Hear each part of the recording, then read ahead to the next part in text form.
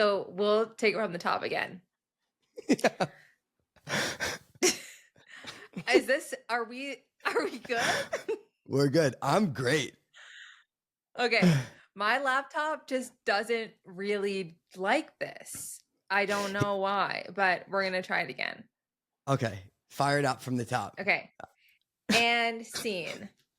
We're back. Back for another week with Off the Rails. I'm Aisha Praught-Leer with Eric Jenkins.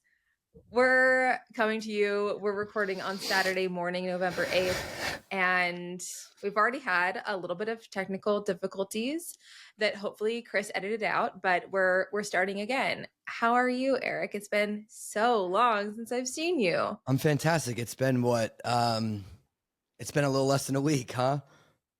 Yep. 6 days. 6 days. How was your week? How's your post New York week been? You were pretty busy. You went New York, Chicago. Now you're back in Boulder.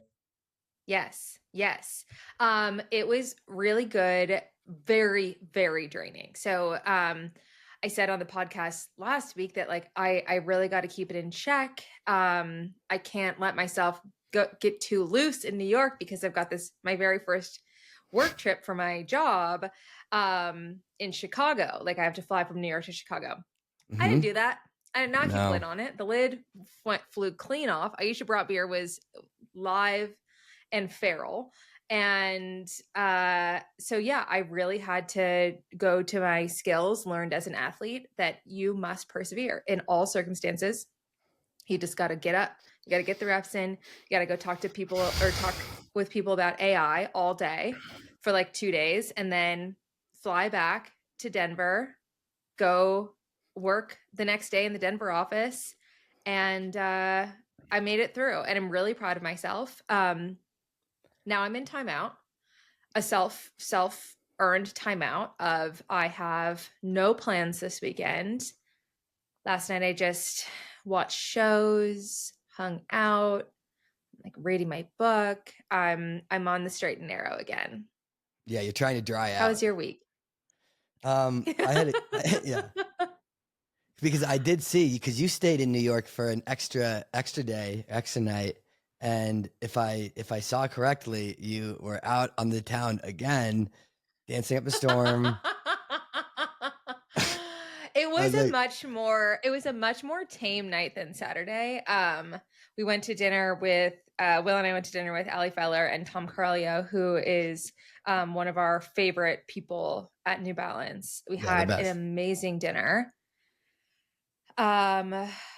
We met a really sweet fan at dinner who sent us a round of champagne. And I was thinking, I'm probably not going to have any alcohol tonight. And then the glass of champagne was so good that I had a glass of wine. And then the next thing I know it, we're at the New Balance party, again, another New Balance party, dancing to a band. So what can I say? It was pretty tame. I think I was home by 12:30. Another New Balance party. And these guys, I just don't know. It's like I would assume the head of New Balance is like Dennis Rodman by how hard they're fucking partying. They just throw a great party. Like I'm not sure if they really themselves are partying, but like they really throw a great party. We are referring to we were invited to the New Balance Halloween party, which was pretty off the chain. I must say, I've never dressed as like something cute for Halloween. I'm usually like, it just like has never crossed my mind to like do like a cute, sexy costume. My most famous Halloween costume is from when I was a blue alien from Space Jam and painted myself blue. It was terrifying to everyone. I thought it looked awesome. That's usually more my style. So Emma Coburn and I dressed up as Cher and Dion from Clueless. And I just like took on like, I turned into a different version of myself and I had a lot of fun. And we got home at what, 3:30? I don't know. I wasn't necessarily looking at clocks at that time, but you were getting nonstop compliments on your outfit, like walking through the streets of New York City, you were the talk of the town. Everybody was raving about how good your outfit was. I definitely underestimated the New Balance party. Often you go to these running things, and it'll be like a casual thing at a bar, and it's just kind of it's a fun little pop in, pop out type of affair. This was like the opposite of that. We get there. It was Heidi Klum's old house. Sorry, name drop. She wasn't there, but she would have loved it because as we all know, she's a huge Halloween girl. Yep. But we get there. There's a line around the block. We had to pull some strings to cut to the front of the line and try and get in. And then once you're in, it's on and popping. And my God, we really had ourselves a time, huh? We really did. We really did. Yeah. And then so the New Balance party really took us to like a 10, and then we had gained some other fun faces. I was listening to Allie Feller's recap of the New York weekend yesterday. Love that she does this, and I'm thinking like, oh gosh, like, do we share about our crazy partying? It's like she shared like lightly, like, oh yeah, like they had a night. I was out way too late. Aisha and Emma, they can party. Rye Benjamin and Vernon Norwood showed up, and really that was the catalyst for it to go to like the next level. It's like, oh well, I guess if they're here, like we are gonna go hard. And we had so much fun. We were dancing. We went to a second location just to get some tacos. I go downstairs at second location to go to the bathroom, because in New York all the bathrooms are downstairs.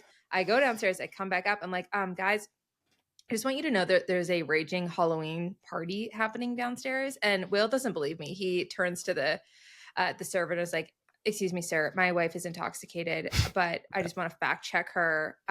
Is there a rager downstairs? And he's like, oh yeah, definitely. There's a speakeasy down there. And we're like, okay, well, I guess we're going to eat these tacos and go down there, which we did. And then we danced some more. And we only left because someone said, oh, it's after 3:00 in the morning. We should probably get out of here. Like it wasn't because the party was dying down. It was just because someone actually looked at their phone. So that really teed up the rest of the weekend, not to mention the Thursday night we had with all the boys, all the Oregon boys getting back together. It was seriously so fun. And I've really missed you guys. I haven't seen you since USA's. So I got in I got in a lot of FaceTime with some people. Couple of cocktails. I'm glad you still like me, Eric. When you saw my club rat self come out. You're like, I'm gonna keep it pretty high and tight. I got a big work week coming up. I'm not gonna have too much fun. And then it's, I'm like at 3 a.m. I'm like, somebody's got to enforce a bedtime here. Somebody has to put everyone to bed. It's time to go. Here we go. But no, it's always how these trips go. It's like whenever you're running into old friends, energy's high, vibes are good, and then you wake up and you're like, we've got to be on our A game mentally. I got to talk on camera, and then you're like, why do I look Why do I look like shit? And you're like, why do I look like shit? It's like, well, I mean, probably the 2 baskets of French fries and God knows how many cocktails. So like you did literally everything wrong. Everything you could have done wrong, you did. So, you slept 5 hours. Okay. Well. Yeah. But. Yeah, you did it to yourself. Absolute blast. Look, we persevered. An absolute blast. I really enjoyed the weekend. And the New York Marathon is just the best. What was it? Best city, best weekend, best marathon or something? I don't know. Best weekend in the best city on the planet, I think is what Chris is Yes. pushing pretty heavily. Yeah. He's on the committee for that branding. Yeah. But it's true. It's true. Like the whole running community comes together to celebrate these like huge races, and it's such a good chance to like see all your buddies that you know, once you're retired and washed up like us, like you don't really get the opportunity to see everyone very often unless you're working like endemically in the industry. So it is, yeah, it's so fun. It's just like the race itself lived up to the hype of like how like it was as exciting as we could have hoped it could have been, and then like the weekend itself like blew out my expectations. So like this was just, it was awesome. There's been a lot of hype around where we're going to be opening up our debut marathon and your potential Jamaican record. Do you think New York could be the spot? Well, I don't want to put you on. I don't want to put you on the spot. I don't want to put pressure on you. You can, you know, yeah. We get I there when we also get just there. want to say that it's now Chris has been referring to it as it is our Jamaican marathon record attempt. Yes, so we all it is get now credit. We all get credit. I mean, New York would be awesome. I am personally scared of the New York City Marathon course. It looks hard. Yeah. And I'd have to really be in shape to do it. So, it's I would say it's on the podium of potentials. Is it my favorite marathon? Absolutely. Like the New York City Marathon is unmatched. I do think it is my favorite major in the world. Yeah, the vibes But in New Chicago's York, probably faster. Chicago's obviously it's absolutely faster. But the energy in New York, like it is one of one in that sense. Like obviously being close to Boston, I've got a soft spot for the Boston Marathon, but it's not quite the same energy as, and it's a bit, you know, you got to qualify for it, lame, and it's getting faster and faster. The qualifying for Boston now is like, oh, pretty hard. Yeah. Like it's it's like that's pretty hard. Yeah, I'm like, wait, that's actually like hard. Yeah. So I'm like, these numbers can't be right. This is actually hard. So in New York, I think does seem like the most fun place to open up our Jamaican record attempt. But right. Once we start training, once we figure out schedules, we can cross that bridge when we get to it. But yeah, Chris has been pretty fired up on our Jamaican record attempt. He's trying to put some wheels in place. And obviously it'd be a blast, but it's no easy feat, especially if it was to be done in New York. It's not easy. And, you know, I am like a year into having a corporate job, and I am continually astounded by the people who train full time and run fast when they're doing whatever I'm doing. Like it's wild to me. Like you just don't have any more time to do anything else. Like if I needed to like actually train for a marathon, like I'd have to take things off my plate. Like I definitely couldn't rage as hard in New York, but like I'd have to take less trips. I'd have to dial back you know, some of the volunteering stuff I do. Like there just isn't space and time to like do all of the things. So the people that pull it off have my utmost respect. Like that is crazy discipline to shut down all the other facets of your life to like get this job done. So I think it's pretty sweet. That being said, it is not going to be an easy task. And I feel it's a good goal because I feel like genuinely scared. Like I'm not sure I'm going to be able to get this done, but yeah, I'm excited about it. It's it's what the record is 307, 308? 308. 308.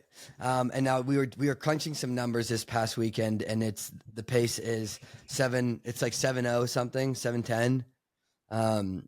Okay, so I want to give you the seconds too. It's 308.47. Yeah. Okay, so it's 308. Hi, thank God. We need those seconds. Yeah, we need those seconds. We do. And Which, yeah. So pace per mile is 7:07s to run 3 hours and 7 minutes. Okay. Which that feels doable. That feel to me, I'm like, oh yeah, through 18, no biggie. Like I'm not concerned about that. But that's when it's everyone's problem is after 18. Yeah. When everyone hits the wall. One of my old training partners, Maddie Alm, she's a sports dietitian with Fueling Forward. She ran the New York City Marathon, and the expletives that she sent in the Team Boss group chat after that were very impressive. She ran 3:07, and she's like, good God almighty, that was the hardest thing ever. So that also scares me of like, yeah, I know that like she trained, like I know she's out there doing some mile reps. Like, I don't know, that seems tough. You thought you were just gonna sail on through to a Jamaican record, with just getting a couple long runs in, not necessarily putting in interval training and doing like getting back to serious training. You're like, I can just do this off talent.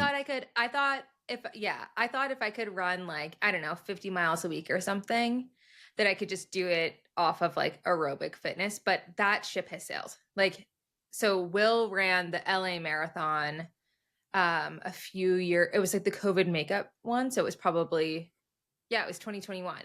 And he had retired a year or two before that. And he ran the LA Marathon like pretty much off talent. Like he did, I think, 3 long runs. I think his longest was 18. And he ran 2:33.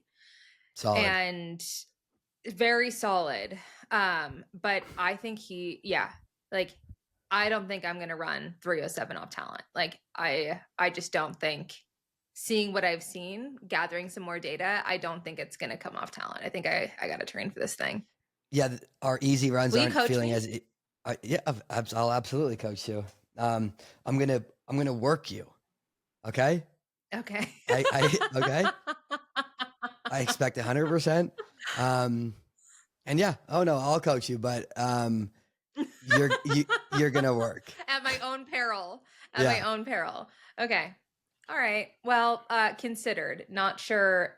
That's a little scary. That's not what I was hoping for. I'm just, but we'll see. you know, I'm fun first.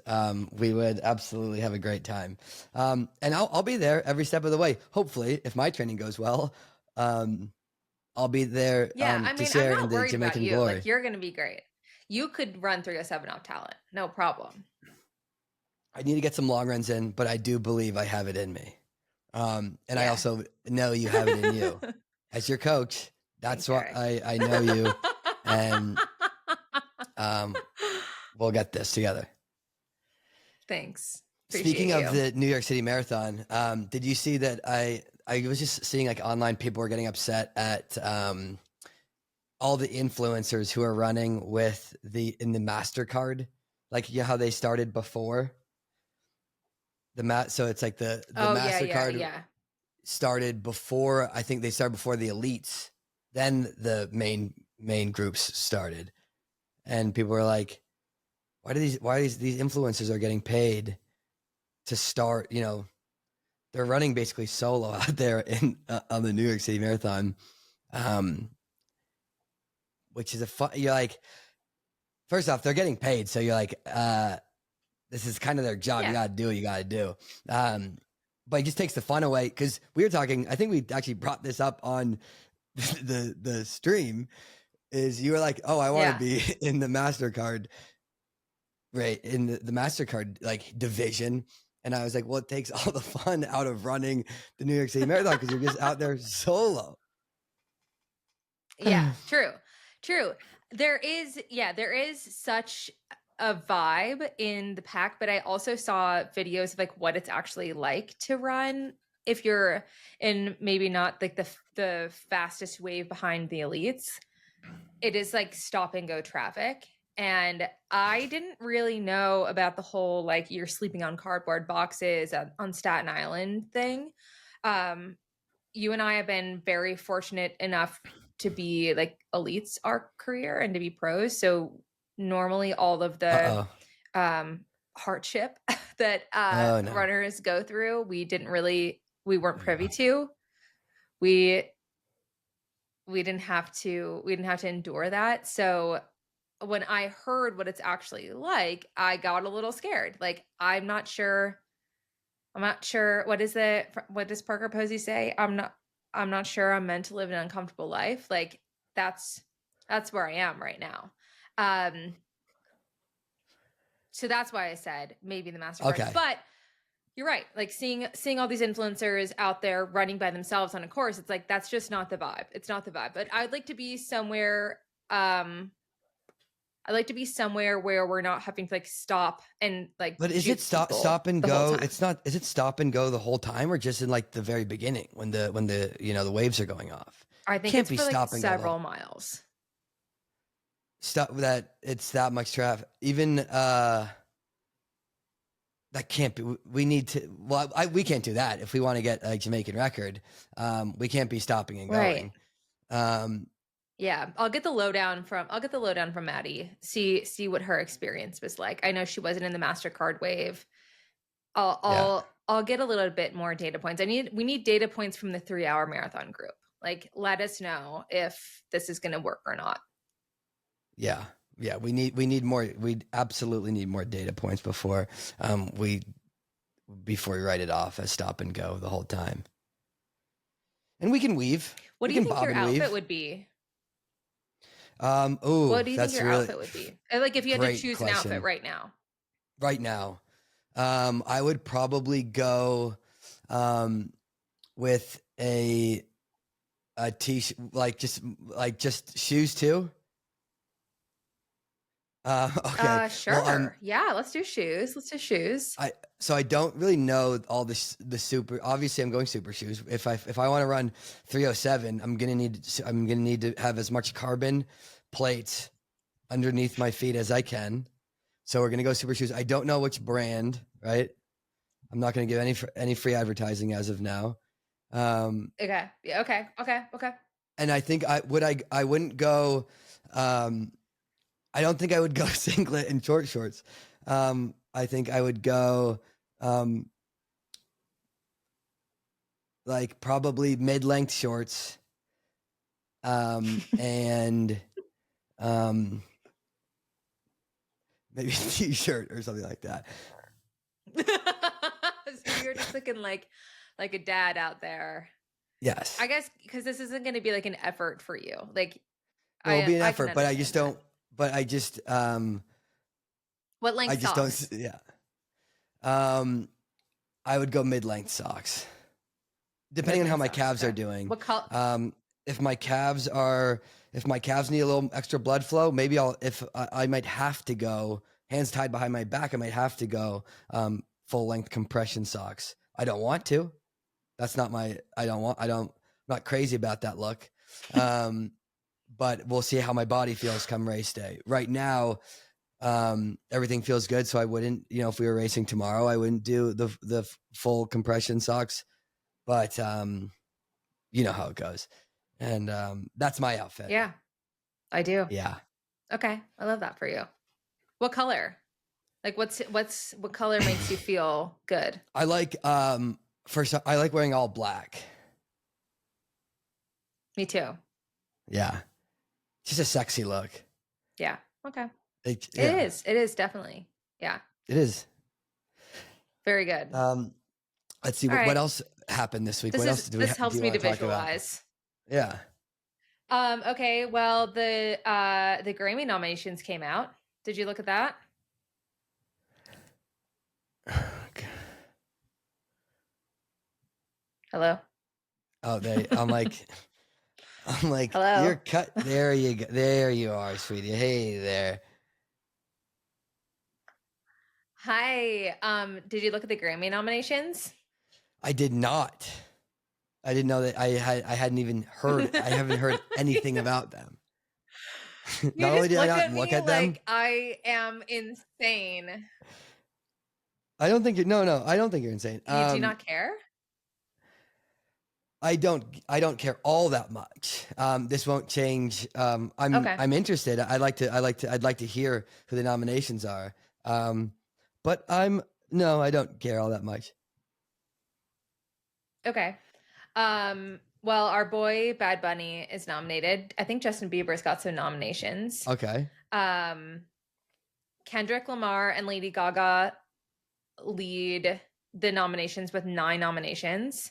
Sabrina Carpenter is nominated. Let's look at Album of the Year nominees. You're Team Justin Bieber, I'm Team Bad Bunny, and they are both nominated for Album of the Year. So in a way, we're nominated for Album of the Year. That's awesome. We're going head to head. That's all. Yeah.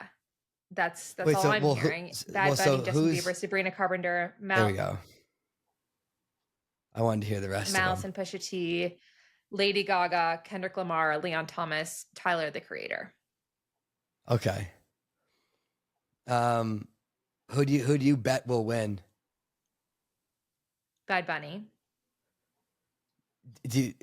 Why do you believe that? One, because the album is fucking fire. Yeah. I listen to it all the time. And I think that the Grammys, I mean, correct me if I'm wrong, but like the Grammys feel like swayed by the zeitgeist. Like it's not, Of course. It's not like, it's not a voting system. It's not like the art world. I don't know. Like it doesn't seem like it's like there's the a lot of things in criteria play. is more. Yeah, there's a lot in play. So I think because of the Super Bowl halftime show, I think because of the backlash of the crazy people and the Super Bowl halftime show, I think they're going to be like, suck it, Bad Bunny, best album of the year. Suck it, suck this dick, and you're gonna have to live with Bad Bunny. Okay, nice. Yeah, that's what the presenter will say. It's like and the winner goes to suck it, Bad Bunny.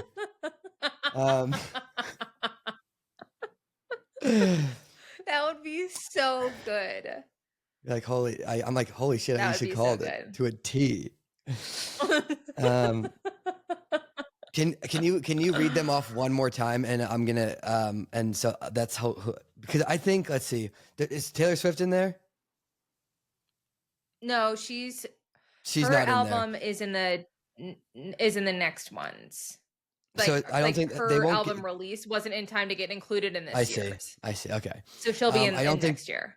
I don't think they'll give it to Tyler the Creator. I don't think they'll give it to Pusha T and Clips. I don't think they'll. So it's Kendrick Lamar's in the mix. Yep. Leon Thomas, okay. Lady Gaga, Sabrina Carpenter, Justin Bieber, and Bad Bunny. Ooh. I mean, look, I'd love it. I think would love to go to Bieber. Obviously, everyone knows I'm a Bieber guy. But Sabrina people I love Sabrina Carpenter. Yeah, that's true. Love her. Love her. She's is it her most recent album? What? Yeah. Or is it her the one for I wasn't crazy about her most recent album. Is it the one where Maneater is on? This is why your computer crashes, because I'm really putting you through the absolute ringer.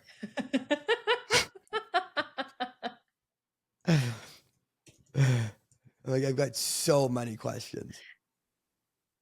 Yeah, this is okay. Man's Best Friend is the album. And this was remember the famous controversial cover art? Yeah, she's getting walked like a dog or something. Yeah. Yeah.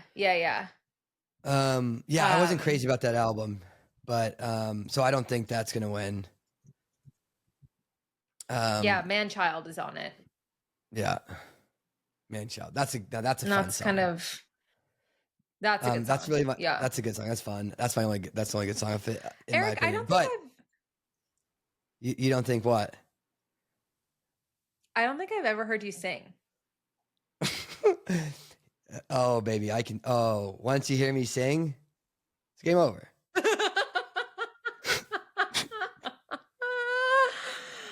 No, Oh my God. I've got Like, the, I've are got. you a good singer? Here's you would, if you were to hear me sing a song, like let's say we're driving the car, radio comes on, it's a song in my range, my vocal range. Yeah. You would think, well, I'm being like I'm such a good background singer, right?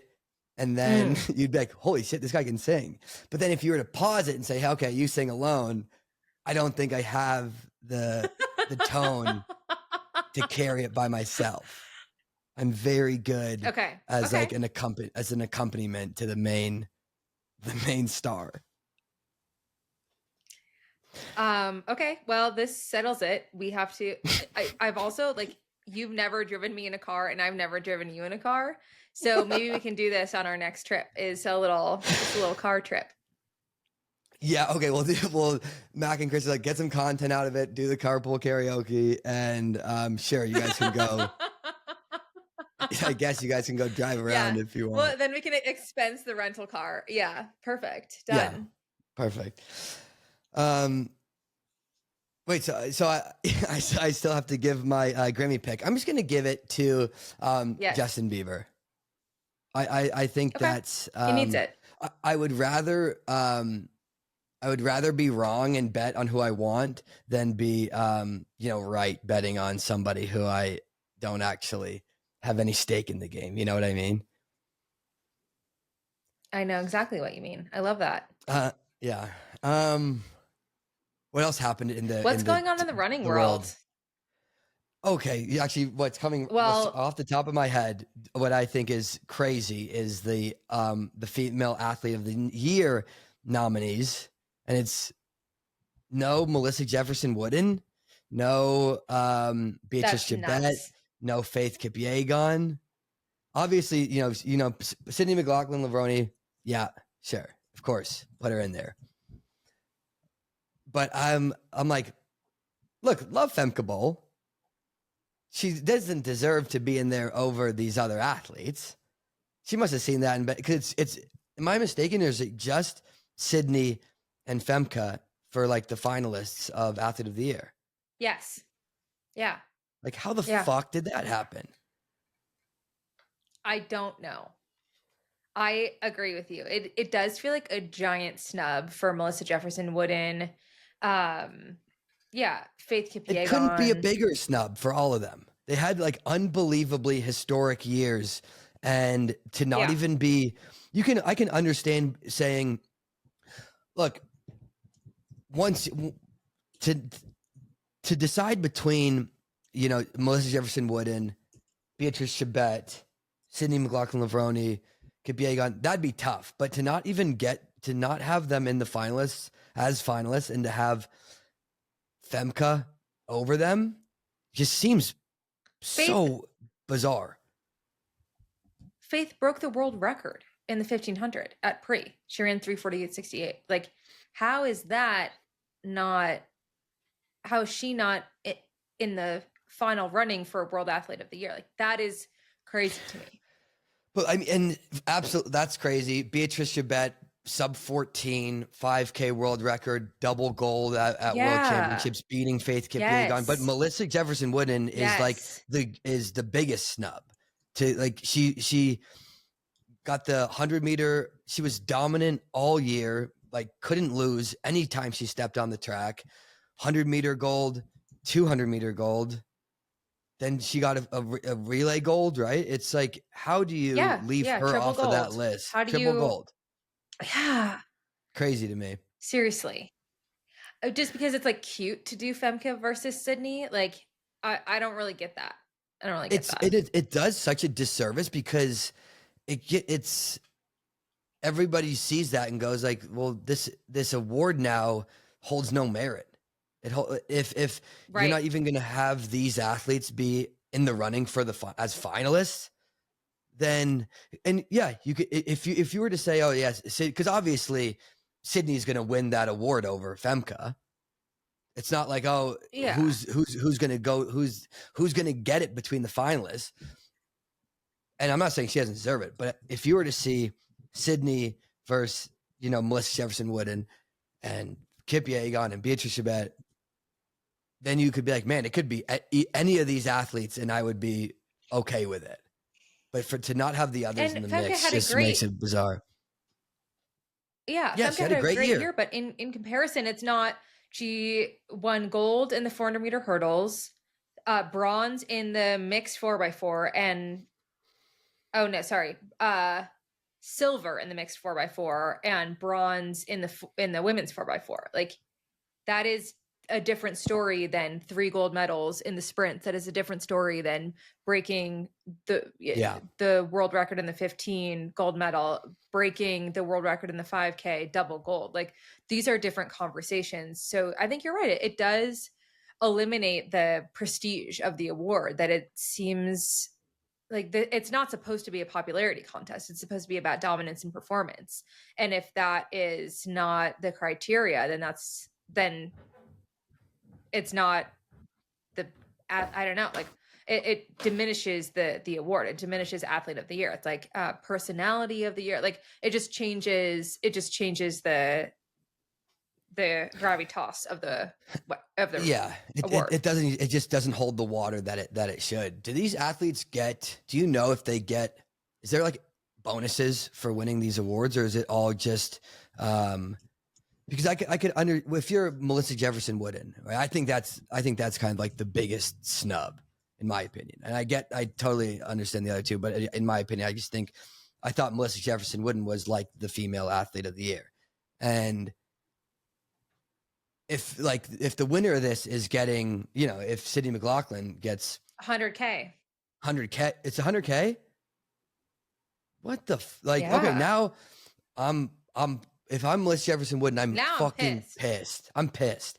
You're like, what more could I have actually done to get to deserve athlete of the year? Like in the sprints, the 100 and the 200, you're basically untouchable, golds all year, all around, and to not even be a finalist, it's like, now if there's no money involved and it's just like, then fuck it. Like, I know what I did, and all the athletes know what I did. This goes across the board for all the athletes who I think should have been nominated. But now that it's a 6-figure prize, I'm like, who the fuck is doing the voting on this shit that makes that where I'm left out and not even in the picture for it? right? Who's the men's athlete, like the finalists for the men's athlete of the year? Well, actually, before we look it up, who do you think who do we think should be in the mix for it? Like Jimmy Gressier? Gosh. Seriously, actually, Jimmy Gressier. Actually, Jimmy Gressier. Probably Noah Lyles.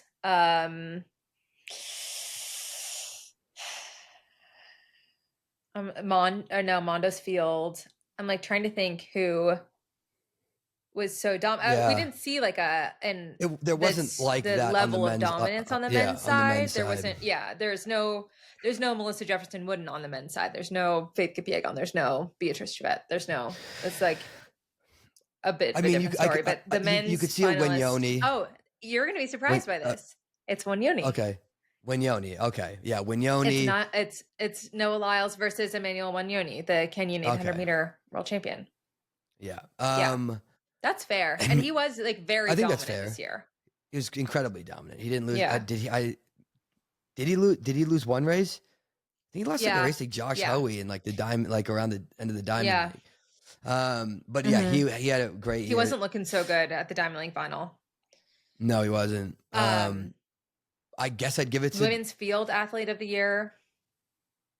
Okay. I was going to tell you the other. Yeah, tell me. Do you want to know? Yeah. Okay, women's field athlete of the year: Tara Davis-Woodhull, Nicola. I never know how to say your last name. Alexlagers, the high jumper. You know who she is. Men's field athlete of the year: Mondo Duplantis, Mattia Yeah. Furlani, the long jump champion. Women's out of stadium athlete of the year is Perez Jepchirchir or Marta Perez. Which I'm like, really?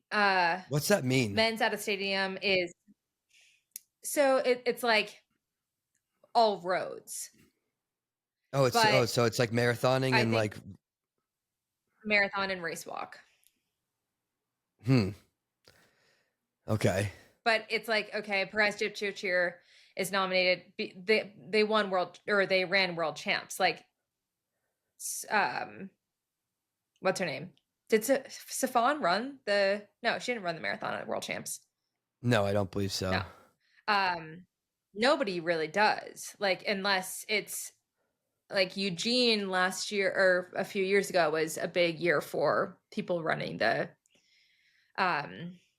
running worlds, but it doesn't behoove you financially if you're a marathoner to race at the world championships. Like Clayton Young, like he would have lost a huge payday to go run world champs. Like if you win $60,000 or $70,000, whatever it is, but that's peanuts compared to what you can win being top 10 at a major marathon or, being an American star at a major marathon. It's like, it is not a smart financial decision, unfortunately, to run the world championships. Like you do it for honor, you do it for country, like you do it for those reasons, but like you're not drawing the best of the best of the best to world championships. So the out of stadium athletes of the year is interesting because Sebastian Sawe, the London and the Berlin marathon champ, is the finalist on the men's side, and then Alphonse Sambou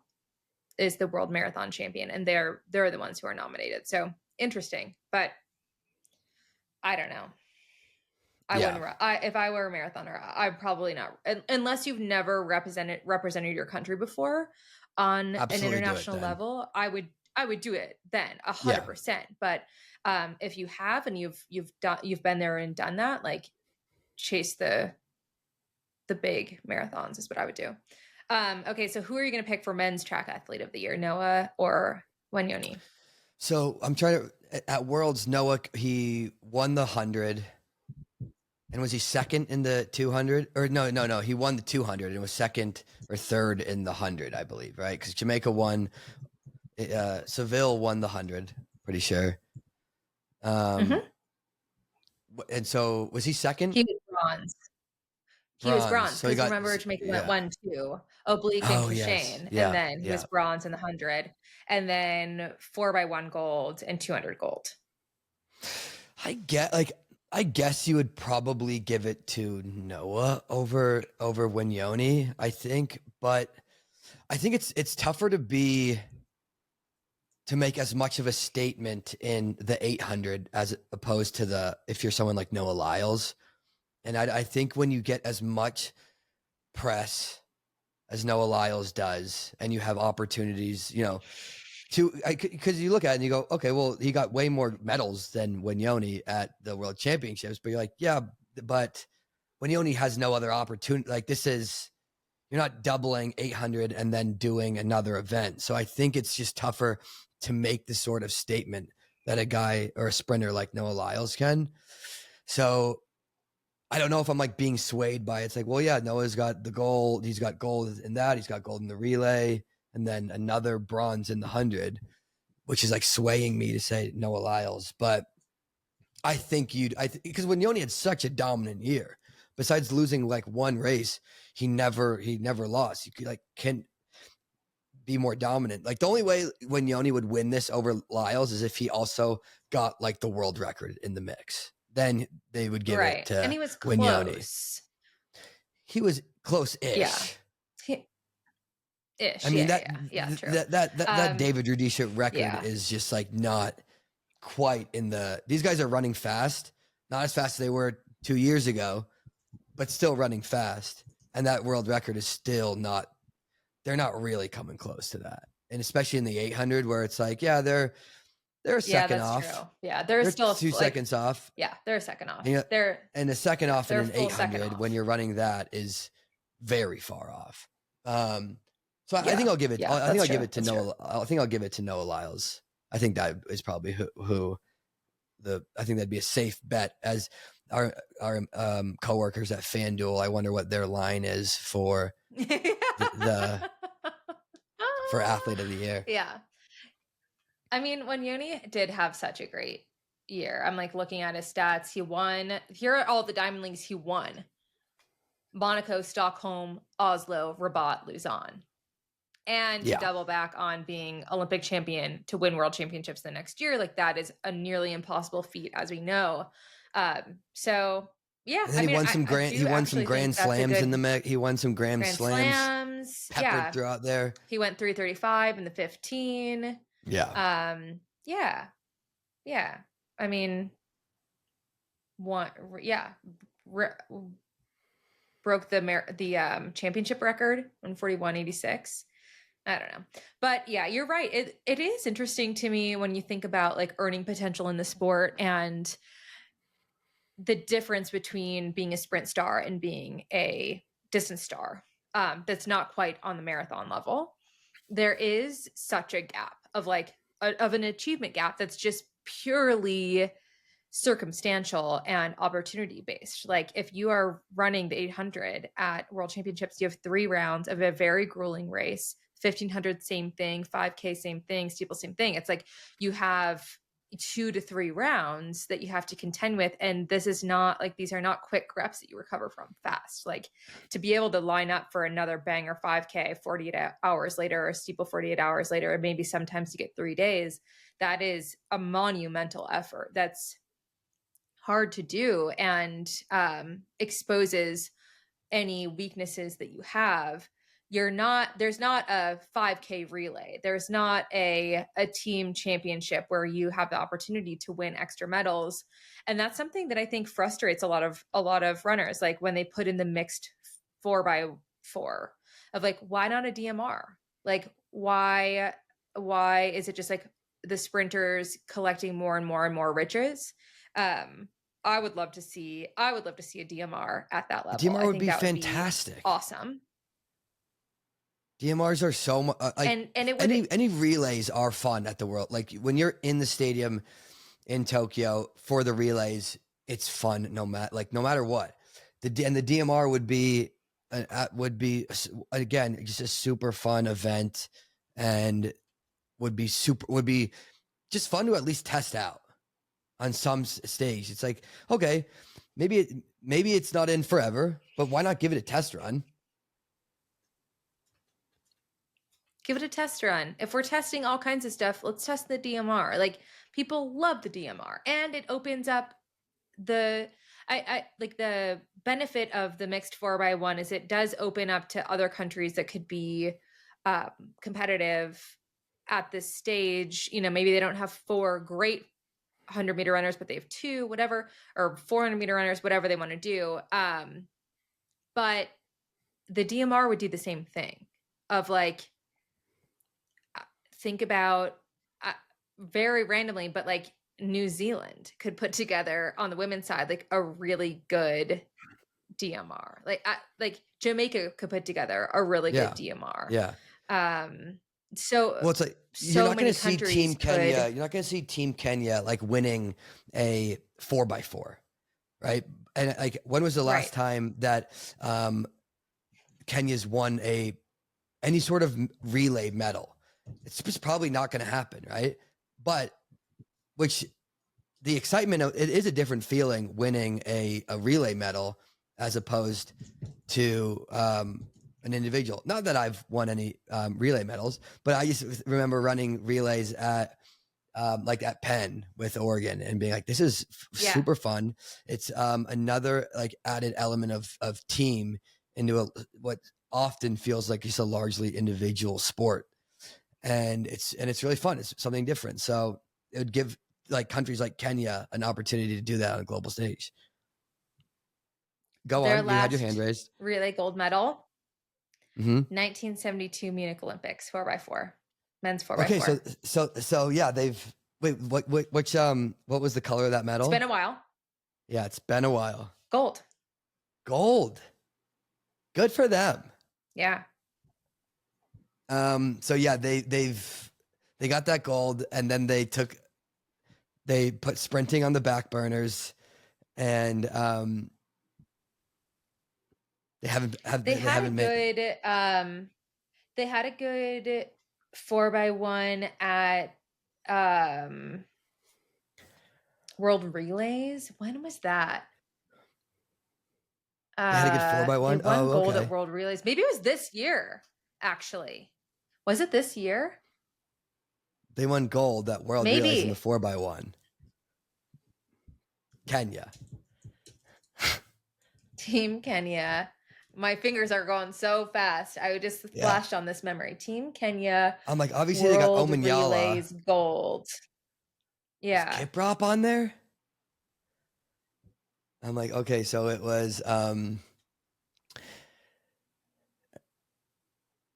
Omanyala, Asbel Kiprop. Wait. Who else? Give me some names. This can't be right. Yeah, it can't be right. I'm really, really, really, yeah. Kenya's 4x1 relay gold at World Relays. I'm watching a replay from Kenyan Sports TV on YouTube. Huh. And they got the gold this year. In 2020, Kenya runs away with. This is crazy. Well, like I'm clicking some links that are a little sketchy. And that's why our computer's always crashing. You're downloading.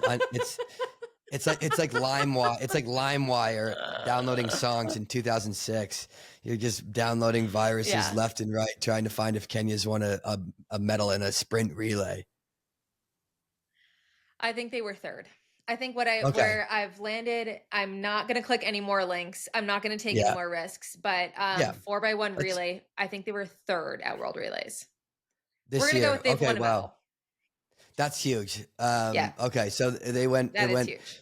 Munich in 1972, and now they've got another medal at not quite the same. World Relay Championships isn't quite the same as 1972 Munich, but it's a step in the right direction. I'll tell you that. And it is. And we're rooting for them. We are.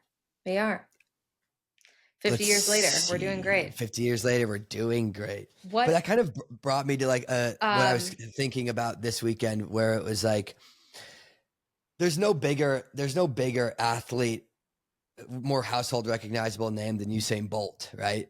But Usain Bolt probably doesn't move product like shoes in the way that Kipchoge sells shoes. I disagree. Okay. I disagree. Yeah. I'm maybe in units of footwear potentially, but like as a like brand, like a driver to brand sales, like you can't beat Bolt. A brand ambassador, like Puma is synonymous with Usain Bolt. Like it is true. As growing up as a kid, like people older than us, people younger than us, it's like that connection and that relevance, that like cultural relevance, and even to the greater like Jamaican cultural influence on the world, that is like there is that tie to Puma. So I would say you're probably right in units of footwear sold, but as far as like brand recognition, dominance, overall gross sales, I would have to put it to Bolt. But Kipchoge is selling the hell out of these shoes. He's had a huge week. That's what I was like leading into, because Nike is now, they are transitioning Kipchoge into being a global ambassador, and he's kind of doing. I've never really seen this with any track athlete. And he's kind of like doing like a publicity tour. It seems like it's super different. He was doing like the podcast with Diplo before this. I do too. I think it's something new. It's interesting that it's not interesting. It's like Kipchoge has been the guy as far as Nike on the Nike side of things with, the marathon is the biggest public facing side of the sport. It's everybody's involved in it. And you've got Kipchoge, sub 2 hour man himself. Not sure if he lists as his PR, but he has gone. There's the sport. He has put the sport on his back in a lot of ways for a very long time. And now Nike they unveiled what the seven marathons on 7 continents. I mean, that's not exciting, right? I don't really care about that. It's good to like go out and you know, I guess they'll do some publicity around that and the Kipchoge World Tour. Hopefully there's not a Justin Timberlake incident and ruins the world tour, but they'll push him on that tour.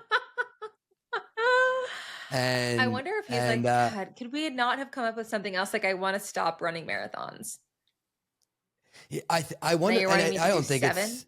Yeah, I mean, and it's not like there's a time frame. It just says he'll do 7 marathons on 7 continents. Did it say how long he's doing it? A year, 2 years? 2 years. 2 years. 2 years. Okay, so it's a pretty easy timeline. He's not like going to be. He might contend for the win in the Antarctica marathon, but everything else, I would assume it's just going around and just, you know, being the face being of in the Mastercard wave. Being in the Mastercard wave. You see the effect he has on people. He really is a superstar. And people go wild when they see him. And they were like, he was going to club. Was he going to clubs? Was he dressing up and he's like on the red carpet. He does these wild things. Which just other athletes aren't doing. I don't know if he was necessarily clubbing, but I did see him like going to sporting events, like looking really cool. He met Barack Obama. Yep, I saw that. Did you see this? I did. I saw he met Barack Obama. I wasn't sure what the meeting was. It was I'm looking at his Instagram, and I quote the great Kipchoge. I believe that we all need to be inspired by the people around us, to learn from each other so we can come together as humans for a better world. He got to meet Barack Obama, paraphrasing. And I quote, our conversation was one of reflection and shared purpose about leadership, legacy, and how the next generation can rise through the sport, education, and service. We also explored ways the Eliud Kipchoge Foundation and the Obama Foundation can work together on causes close to our hearts: youth leadership, education, and the power of sport to transform lives. Together, we hope to help young people believe that no dream is too distant and no beginning too small. Torque me up to the moon. This is like, there aren't a lot of athletes that I feel genuinely possessed by, and Kipchoge is one of them. Like whether this is manufactured or not, I think no. Like, I've spent a lot of time around Kenyan athletes. I love all my Kenyan friends. I learned so much my first year as a pro from Sally Kipchoge. I think that, like, as a people, they are just existing in a more thoughtful day-to-day life. Like, it's like they're not rushing, and they're not rushing. Take time to think about it. They're not rushing. No, they're not rushing at all. And they take time, and they're late. They take time to like think about things and to talk about things. And yes, there's a bit more of like a pensiveness about my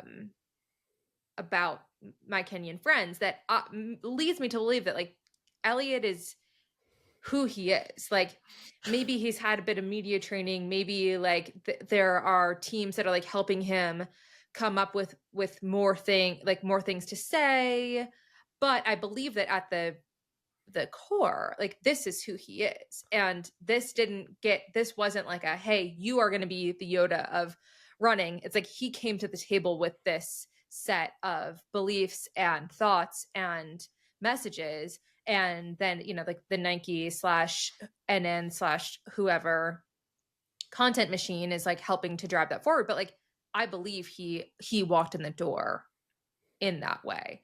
And I feel like reading that genuinely motivates me to be like a better person in my community of like, yeah, I can really step up in these ways for these things, that these causes that mean a lot to me. And it's cool. It's cool to do that. I think we're in a place in the world where like right now it's not cool to be like kind and thoughtful and give to others. But like reading that, it's like, yeah, it's putting the cool back in being a genuinely good person. And I love it. I love it. I love it. I love it.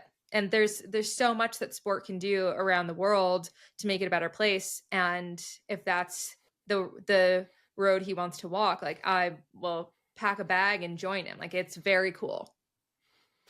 I wonder what his, because I agree with you. I think it definitely seems genuine. But I also, like you said, do think Nike's like, we are going to market the hell out of him.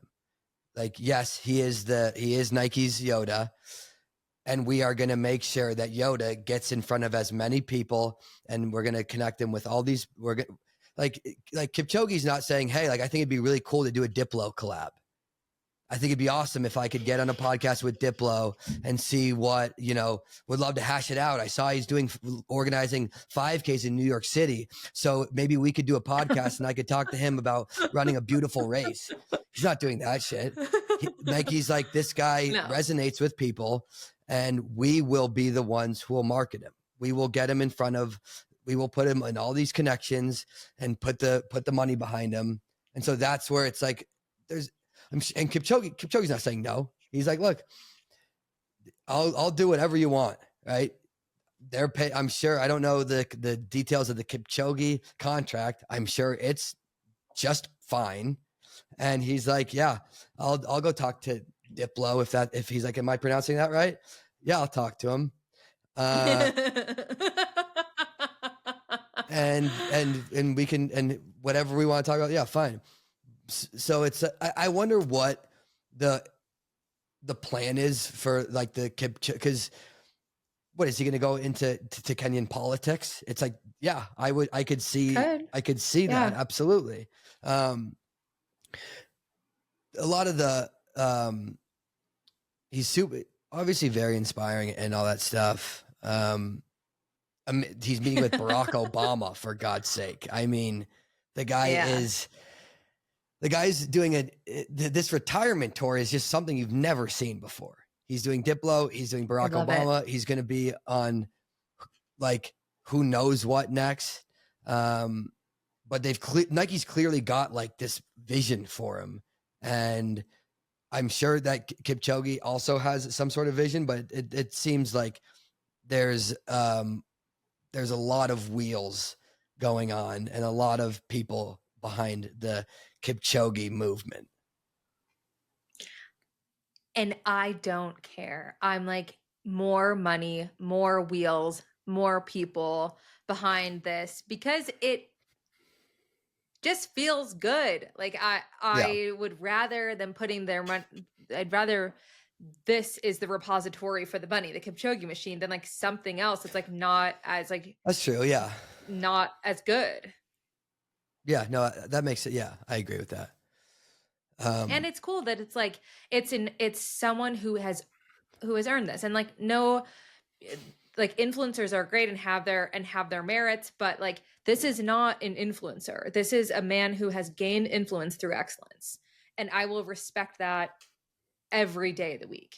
So I'm happy that it's someone who has earned this voice over years and years and years of dominance, and, taking the human body to a place no one ever has, to run sub 2 in the marathon, like all day. Like I would take this all day than a big celebrity endorsement. Then like, even I agree.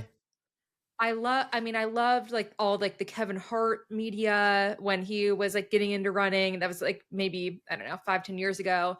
Like that was like a huge push from Nike, and I loved it, and it was great, and it was very entertaining. But like, give me someone who's earned this place all day. I love it.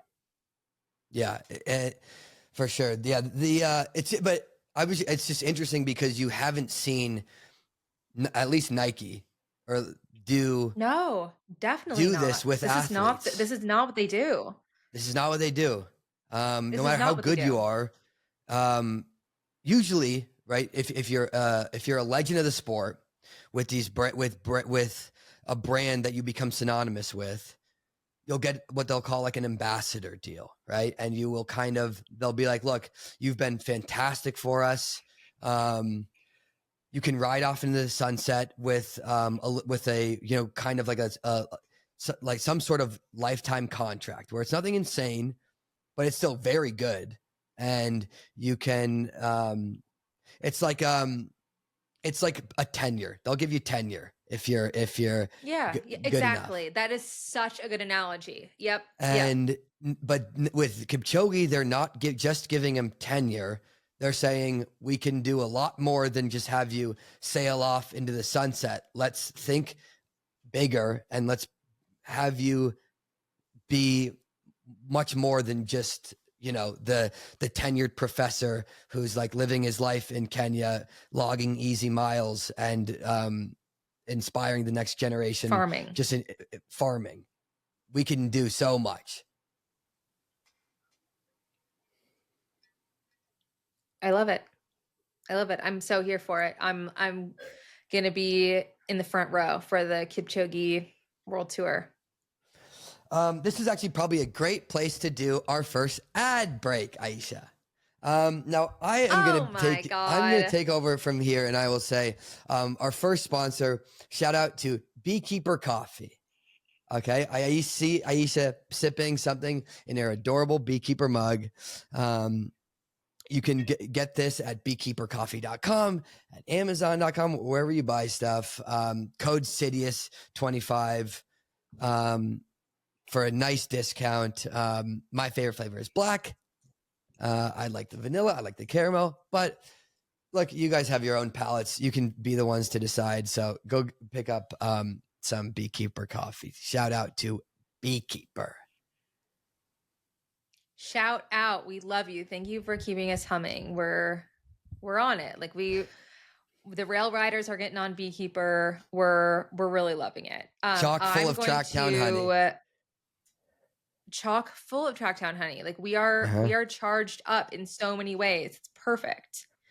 I'm going to talk about our other sponsor, Wahoo, and their Kick or Run Smart Treadmill that offers the freedom and form of outdoor running at home. You don't push the buttons. You change the pace with your body, your rhythm, your flow. We've got a new deal, right? Like not only are you going to get this fan that also like adjusts to the perceived wind speed of your headwind pace. fan. I've heard so much about this fan. I'm really into this fan. I need to get one of these fans. You also now we're offering a discount. 20 with CITIUS 25 is our code, right, Eric? I believe it is. It could just be CITIUS, but I think it's CITIUS 25. And we probably should double check that. Yeah. But now you're not just getting the fan. Is that correct? You're getting a full 25% off. You're getting. Okay. Yes, here it is.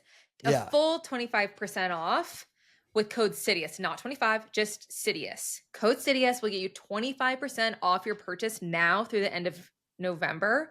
This is a limited time offer. Get to it. I mean, get ahead of the holiday rush. This is like better than any Black Friday deal you'll likely get. Like, get to it. Use code CITIUS at checkout. 25% off is an insane deal. That's an insane deal. It's an insane deal. Cole Hawker uses his treadmill. It gets results, people. I'm looking at the Reddit thread. Yeah. Which one? And people just about this Wahoo Kick or Run treadmill. People love it. Yeah. People love it. You're just perusing around Reddit for the treadmills. Yeah, I'm like, people love that it connects to their Garmin. People love that you can use Zwift. Like everything you need is there. Like we're on the edge of our seats for this bad boy. Let's Code go. 25 at checkout for the Wahoo Kick or Run treadmill. We're gonna need to get one for our Jamaican record attempts.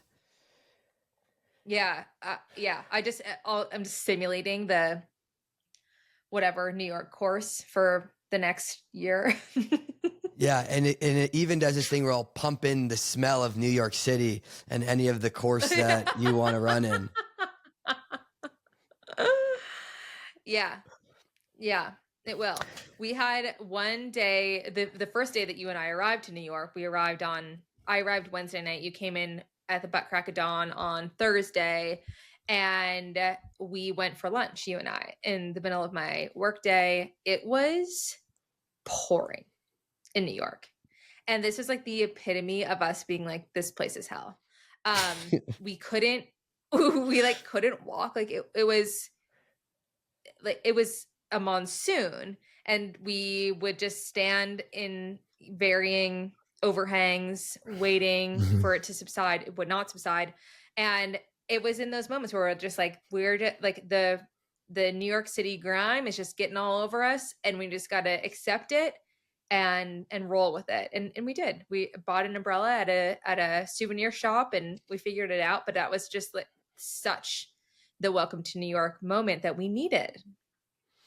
Yeah. Look, we've been talking a lot of shit about New York. I'm like, as soon as you said this is the grimes all over us, I'm like, Aisha, we gotta stop dogging on New York. We are Carrie's gonna I'm call like, us Carrie's back. gonna call us again after we had such a fun week. And she's like, I thought they liked New York. And then we just get on the pod and like, New York sucks ass. I got We there and I love wanted New to York. We love fucking New York. shoot Oh. myself. No, we love it. We love it. We had such a great time. And we did get to other parts of the city. We went down to Soho, which was really We cool. took the train. We took the train, and I just want everyone to know that Eric is just not a city cat. Like I feel like I do a good job seamlessly blending into a city life. Like I enjoy it, whatever. I'm getting Sweetie onto the subways. Like he doesn't know how to tap. Like I'm helping him, I'm guiding him. I like basically need to get a leash, like a kid leash to put on Eric. Like it's going to be okay. Just stick by me. I'll get you into the subway. Just follow me. I'll get you where we need to be. And I love it. I'm normally the passenger princess in life, but it feels good to be the seeing eye dog for someone in a city. Okay. First off, you said a whole lot of shit right there. Now, you called me a dog. You said you were walking me on a leash. I'm like, okay, you're sounding like a freak right now. And I'm sounding like I'm in like there's some dumb sub shit going on right now that I'm not crazy about. But yeah, you were like, we're going to take the train. I'm like, I don't want to take the train. I'm like, I'd rather walk the 2 miles. It's a gorgeous day in New York City. At 3 a.m, I'd rather get my steps in than get on this fucking train. Now that, well, also a lot of when we were there right before the voting weekend, right before Mamdani got elected, Yeah. we were there. Now we could go and the trains would be free and I wouldn't even need to tap and things could, you'd be walking me on a leash, I guess. And it would be cool with it. But yeah, no, I really don't. The pace of New York City is stressful. Like when you're in New York City in Times Square, and there's just a pace to the city that it's like you were just talking about the Kenyan lifestyle, right? The Kenyan people, their kind of overall attitude and approach towards life. And it is so much more, a bit more stoic, a bit more slow. They'll finish, you'll be training with teammates who are Kenyan. They'll finish their run and they will sit and talk all day. They'll be having their tea all day. And they're just chilling. And you couldn't picture anything less Kenyan than New York City. Yeah. You told me a really funny story about an athlete that trained with you when we were in New York. Can you share it with the listeners? I can't remember. I can't remember. Your Kenyan teammate who like didn't want to leave the hotel because it was too intense. Oh yeah, no, this was Mac. It was Oh yeah, it was Mac. It was Pete Julian, my old coach, was coaching an 800-meter really great athlete, Noah Kibet, who's from Kenya, and he went into New York, and he wasn't like eating any food because he didn't want to leave the hotel room because he was like outside because he was on our side. He goes, it's like this place too is much terrifying. out there. I can't go out there. Yeah. And so I think the farthest he made it, farthest he made it was to the hot dog stand on the very corner of the hotel for a couple glizzies, and then he hauled ass right back to the hotel. And that's as much traveling as he was willing to do. Yeah, it is the opposite of Kenyan life. And it's the opposite of Kenyan life. I was thinking of that when I came back to Boulder. There is like a city ordinance that billboards aren't allowed. And you don't see advertising. Like it's kind of nice. It like helps me be less of a consumer because I'm not like constantly blasted in the face with all these things I need to buy. And then we're running in Times Square. I'm like, I am getting blasted through my retinas of all these things that I need to buy. And yeah, it's really fun. It's great to tap into civilization and humanity and city life. Love it, love it, love it. But yeah, now we're back into the slow swing of life. I mean, slow is relative. I'm nuts, but whatever. What else do we have? Have you been keeping up with I was going to ask, like, have you been keeping up with Cross? I haven't. Yeah, I have seen some I've seen things here and there, but no, I haven't been keeping on it as much as I maybe should have. I don't know. What are they they're coming up on? I know they just did conferences. Yeah, conferences as far as NCAA Halloween goes. I think they just did conferences. Now they're probably coming up on regionals. Regionals. Yeah, and NCAA's are November 22nd. So they've got a while. Yeah. They've got a while. It's at Mizzou, right? Yes. Yeah, Missouri. Okay. Yeah. Yeah. I've never run on that course. Have you? No, I haven't. But from all accounts, it looks like it's a really fun, fast course. And that could be totally wrong. I don't know. Yeah, I think it is. I think it is this year, which is going to suit certain athletes over others.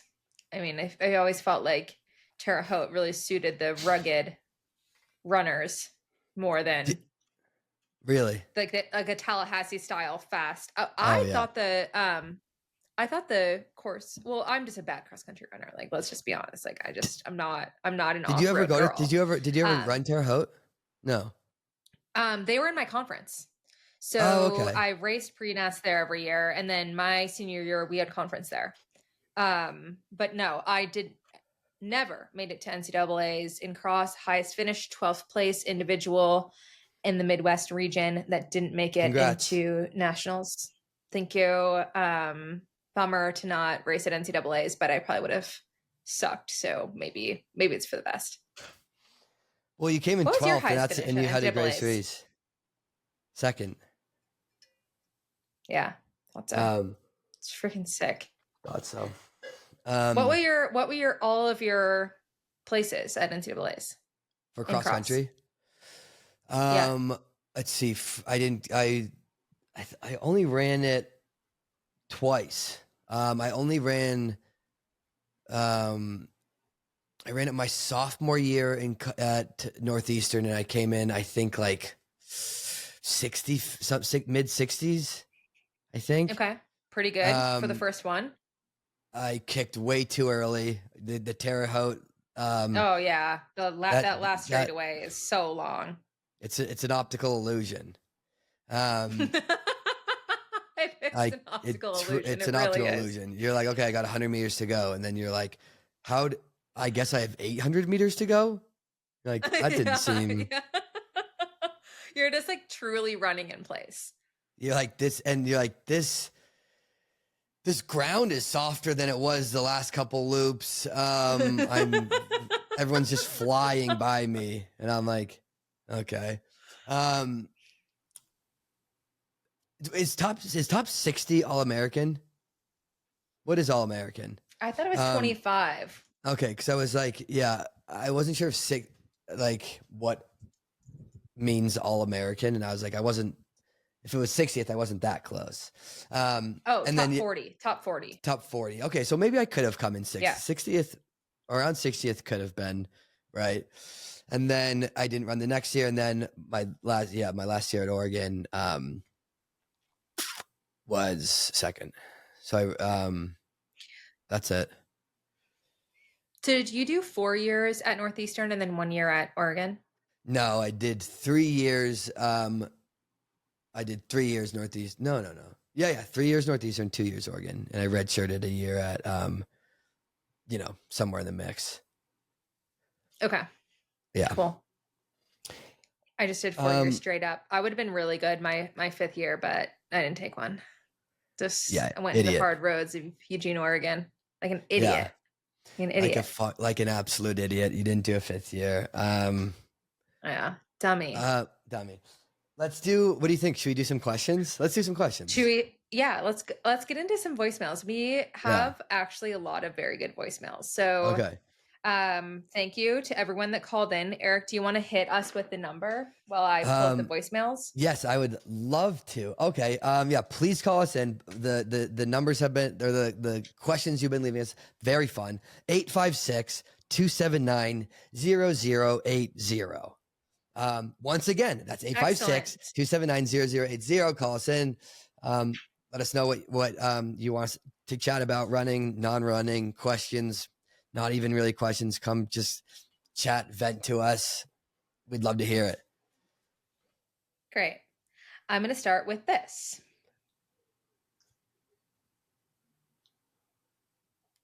Oh, sorry. I'm on Bluetooth. One moment, please. Okay.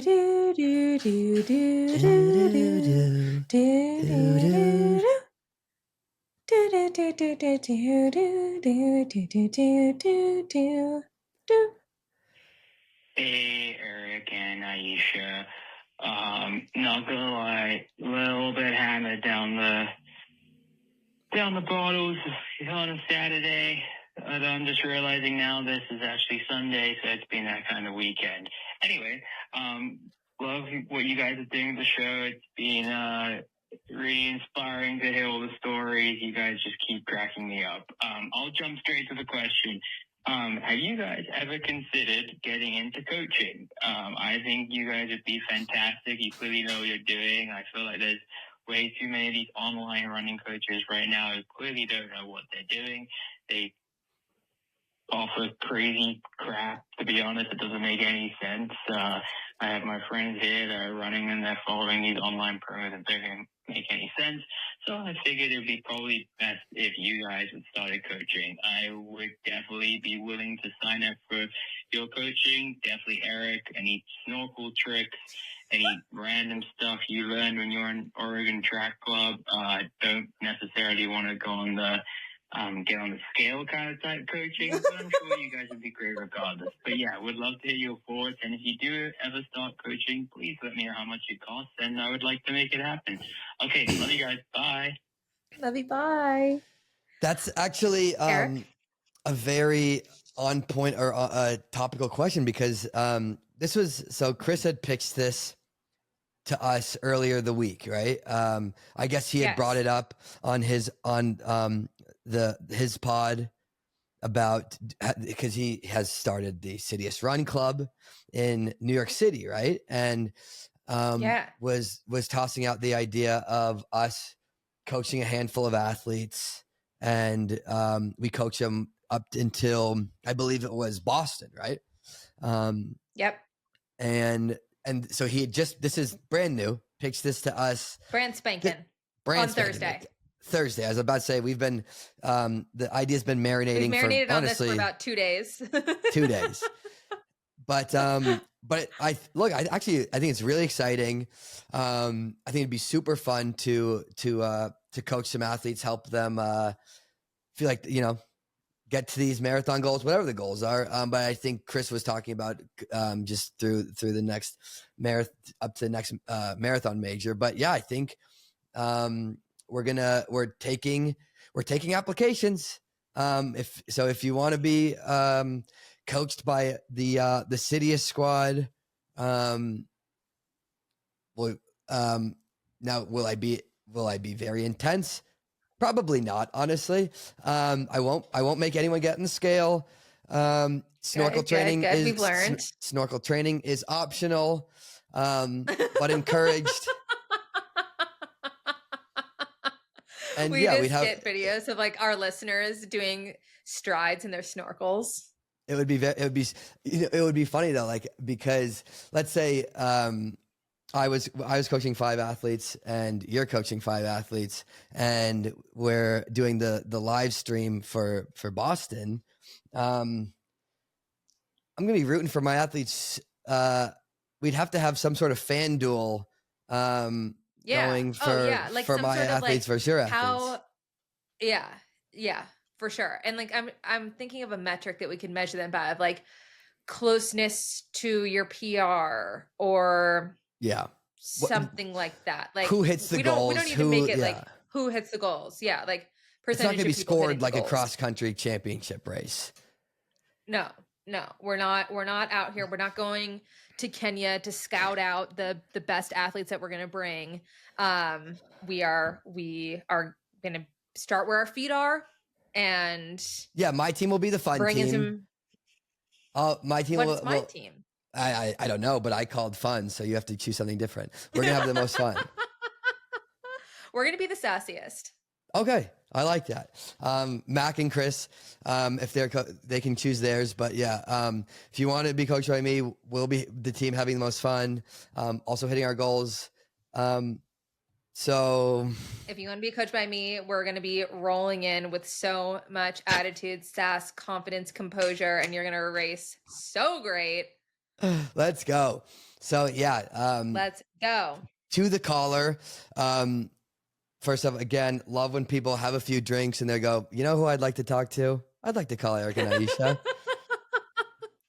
So Allie Feller said that, like, we should have, on Saturday night, we should have taken the phone around and had people leave us voicemails from the Friday night Halloween party. That would have been good. That was a really good idea, but then we wouldn't have been able to play the voicemails. Well, also it's like we don't want to impose on these athletes. These athletes are trying to relax and just kind of. Oh no! You think anybody like the New Balance marketing team? Oh no, yeah. I just kind of meant like I don't want to impose on anybody. I don't want to be like, hey, look, I know you're dancing, but I need content for my podcast, so leave a voicemail. Stop throwing ass. Stop throwing ass. And leave a voicemail. Go to a quiet corner and leave a voicemail. They're like, dude, you're uninvited for sure next year if you keep this shit up. For sure. It's like extreme dancing, extreme having fun, extreme making people play drinking games. That's all welcomed back, but making people leave the dance floor is off. Yeah, that's no. So I guess reach out, DM, either you can DM us, you can DM CITIUS, and let us know if you are up for it. I believe now again, this is all in the works, in the making, nothing set in stone, but I think we would potentially do some sort of group meetup at these marathons, like for the teams, a meal or something. Team. Yeah. Possibly even a fun group run, like exclusive access. You'd basically become a member of the team for the weekend is what I'm saying. It's like you'd be on the line. Yeah, you'd be doing the preview show. You would be you'd be interviewing athletes. You'd have a full plate for sure, along with along with racing. You would have media obligations. Okay, here's another voicemail. Hi, Aisha. This is Catherine. I'm calling from LA. This is not a question, but it is a request. I'm begging you to please do consistent Monday episodes. Every Monday, I seem to have a rough time. A few weeks ago, my company found out we're having layoffs on Monday. I say, you know what's going to distract me? Eric and Aisha Pod. But you did not come out till later in the week. Today, yet again, get bad news. Want something to distract me from my woes. Again, look at Spotify, no Eric and Aisha Pod. So I know this makes things a lot harder for you in your existing busy life, but please know you bring a lot of joy to Mondays, and I personally would be very grateful if you stuck with consistent Monday publishing. Love you. Bye. I love that. Love you. Heard. Oh my God. Heard. Look, we've actually talked about this before, because it is funny to get, we'll be like, okay, yeah, like for whatever reason, right? You live a busy life, we're traveling a lot. When you come back from a marathon, a lot of times we're like, look, we can't make it on we can't get it out on Monday. To see when people are in my DMs and they're like, where the fuck is the podcast? Where's this week's episode? Yeah. What is going on? I love it. I love that our fans are like, yeah, harass us. Put this shit out. You say it's going to go out every Monday. Put it out every fucking Monday. Get your shit together. Get your shit together. Put out every Monday. That's why we're recording it on Saturday. And look, actually, a lot of times we do get it out on Monday. Sometimes, right? Because maybe Chris will be like, yeah, I'm getting around to it. I'll get it out. Should be out in the morning. And I'll be like, Chris, I am taking heat in my DMs. I need this episode out pronto. Yeah. Yeah. It's fun. I love it. All right, I've got another one for you. This is a good question. What's up, guys? I have a scenario for you. So right now, if I offer you $2 million cash, no tax, or 5 years of uninterrupted training at whatever volume and intensity you want, which one are you picking? And if you're taking the cash, then what is your threshold? I know you guys are retired, so it's a little different, but I actually once asked the Coffee Club boys this question that made the number 5 mil, and they all took the training. But I guess that's a little different because they're pros, and they, could conceivably make up that money. They had that much training. Anyway, love you guys. Curious what you think. Love you too. I love you. Was that guy running or was he like jacking off or something? That guy was absolutely out of breath. I'm like, buddy, just finish up and then call us in. My God, I get everyone's got their thing, but fuck. I'm gonna picture him on a run. Yeah. Instead of the alternative. But I love it. The question was, would you rather take $2 million tax-free or get to train however hard I want for 5 years uninterrupted? Yeah. Give me the cash, baby. Give me the cash. My man. This has to be the easiest either or in my life. Yeah, what are you taking? 2 mil? But I do get no, God no. 5 years in uninterrupted training, Aisha. Obviously, no. I'm joking. Oh, why really?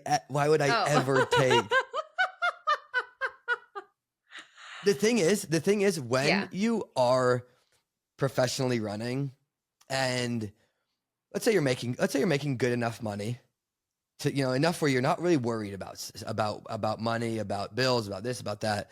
You're making good money, but you're in this endless train of injuries, which can happen, especially those, like, because he was talking about the Coffee Club boys, all of them unbelievably talented, and all of them struggled with injuries.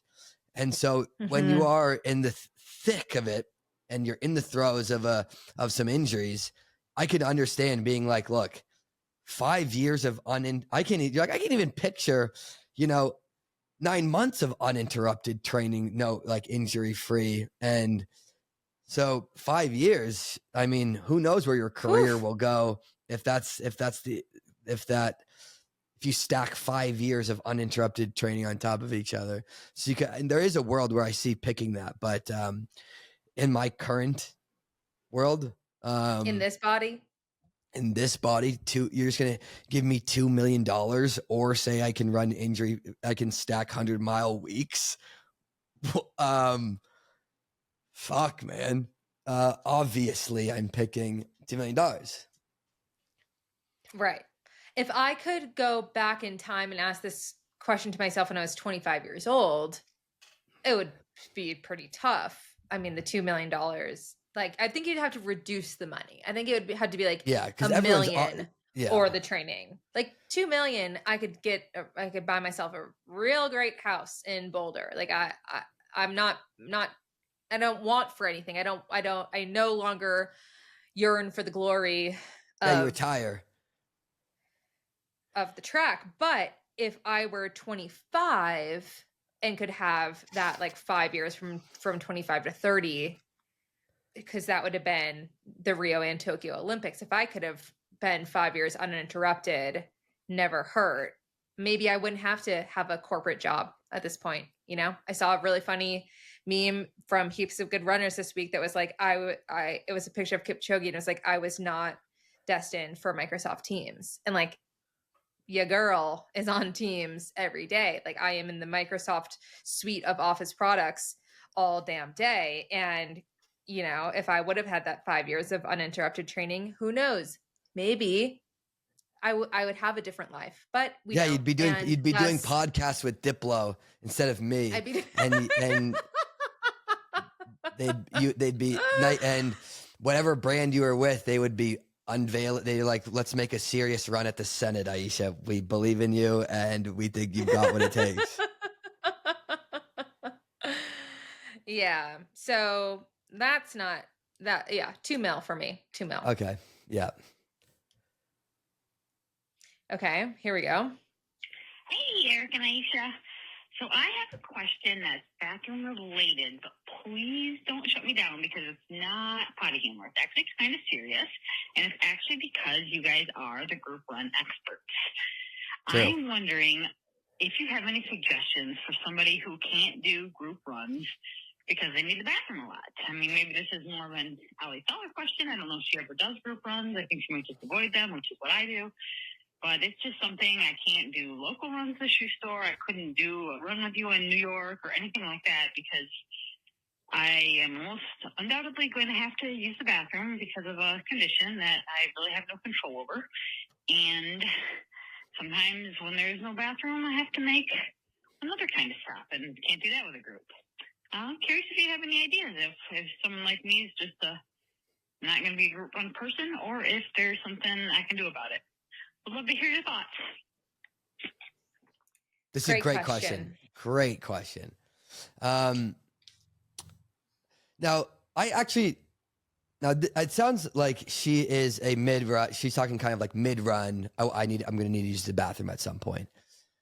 Yeah. I actually totally, I have a problem. And now I'm not necessarily like a mid-run bathroom guy, but a lot of times you have these group runs. First thing in the morning, it's like, you know, let's say it's a 9 a.m. group run. I'm hydrated a lot of times, right? I pull up and we're just standing around forever. And then I'm like, look, guys, I got to piss. Okay. And now we're just standing around and then we slog around. Then we go for the run, another 30 minutes. Then we hanging around. A lot of times it's not like it's not a great bathroom situation. That irks me. Now I think we have different, That's true. We're having slightly different needs, me and this caller.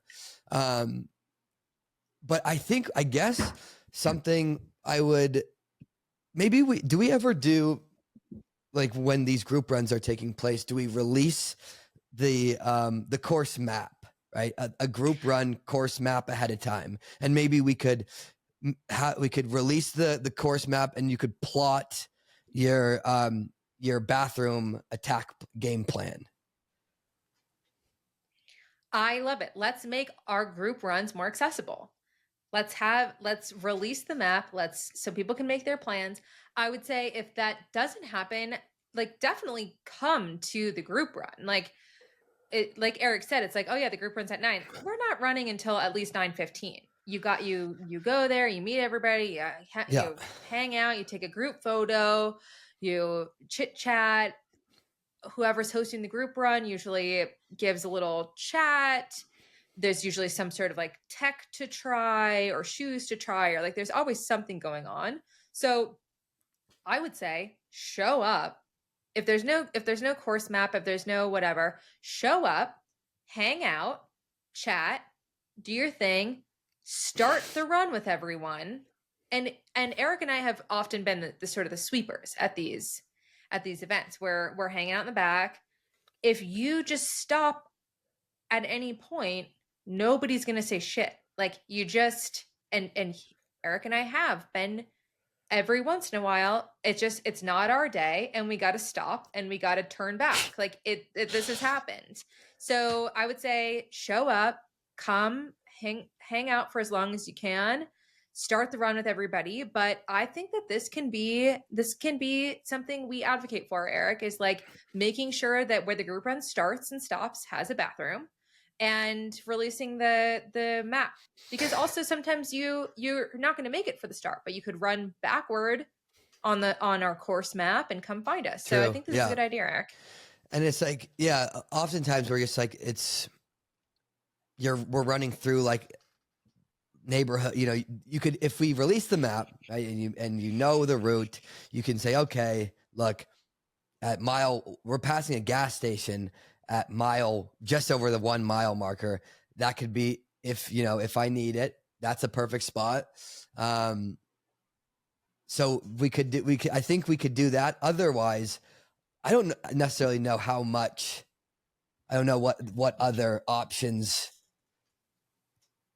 are available, truth be told. But I do think bathroom at the start and stop at, wherever we meet up. I'm a very big proponent on that. Should be that. Yeah. And then just knowing where you're running, knowing if there could be a bathroom along the way. These are easy solutions to these type of things. We're solving problems over here on Off the Rails. Yeah, we are solving problems. Okay. This one's a statement, and I really like it. Okay. Hi, Eric and Aisha. It's Ewan from Connecticut. Just wanted to say that it's my baby in the background. He's of a year and a half. And I joke to my friends that if he ends up having a laugh like Aisha, a very infectious, projecting laugh as an adult, we know where it came from.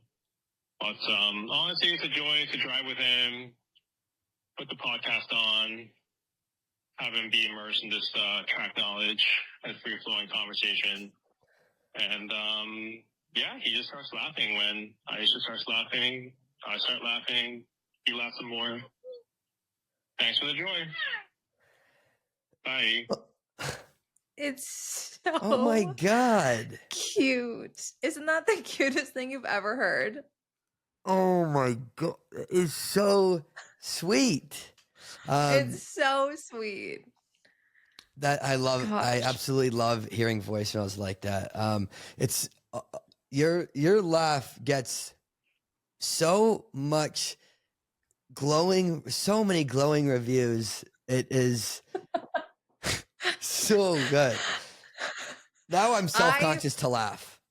You make me self-conscious to laugh. I'm like, because well, then it's a good thing that you're the funny one. So once I start laughing, everyone's like, "Oh God, don't do that."